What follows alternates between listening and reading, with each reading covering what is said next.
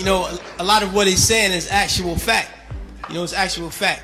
Yet it also speaks to the environment in which we are embedded as young black males and females in this particular society.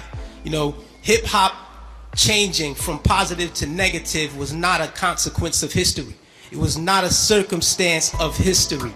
It was nothing that just happened on its own. It had nothing to do with the changing of the times. It had nothing to do with that. It had everything to do with the fact that there are people in this particular society who wants to see us exactly where we are.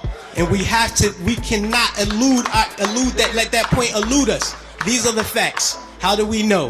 1967, Kerner Commission report on urban disorder. When black people said, yo, we're tired of this system. You know what I mean? This system is oppressing us. So we rebelled against the system. We burned things. We said, yo, we had enough. He did his little report on what caused these riots. He said, what caused these riots? He said it was young children who started these riots, and what was motivating them was a high self-esteem and an enhanced racial pride. He said the majority of the rioters were high school dropouts, but they had a higher political orientation than their peers who did not drop out.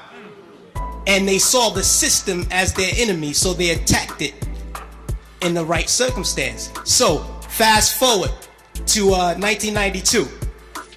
Same thing. #1 record on the radio, we had Fight the Power. Fight the Power is on the radio.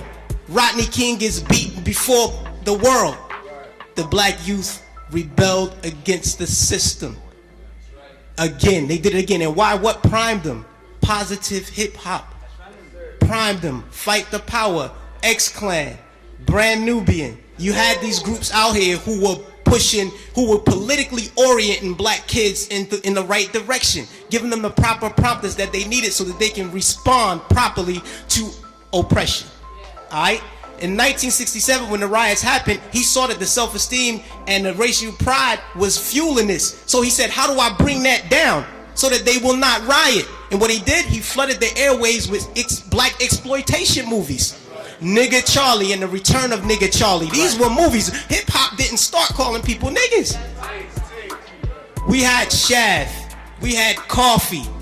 Black girl turned prostitute to do whatever, you know what I mean? But these black exploitation movies brought down the self-esteem and the racial pride so that the kids will not rebel against the system of oppression. 92, the racial pride was back in effect.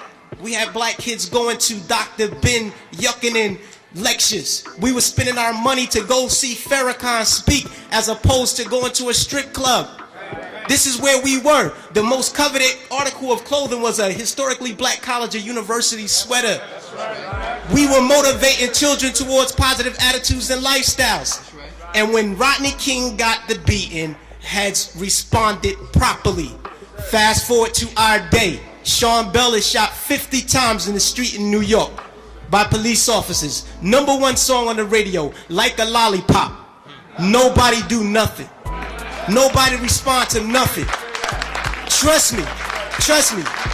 Just like the brother, I believe it was JT, the bigger figure, who said that the label executives came to him and said, yo brother, we need you talking about guns and whores.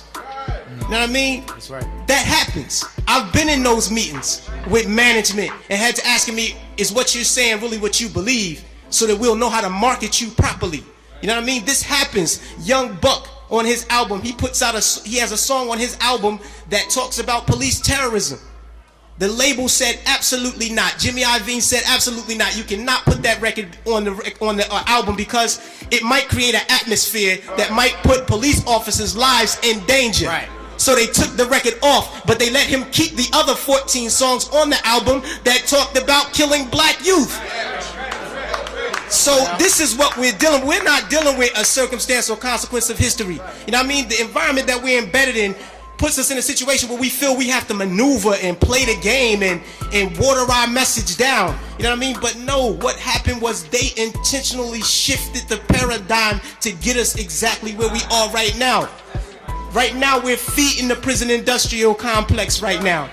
Our kids are going to prison because they're promoting these records. They're promoting these records daily that send us to jail. You know what I mean? It's cool to go to jail.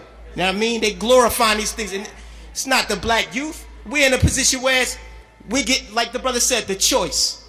You know, he said, yo, I chose the positive, so I didn't do it. But every youth is not going to take that route. I know, I come from the projects, grew up in the projects all my life.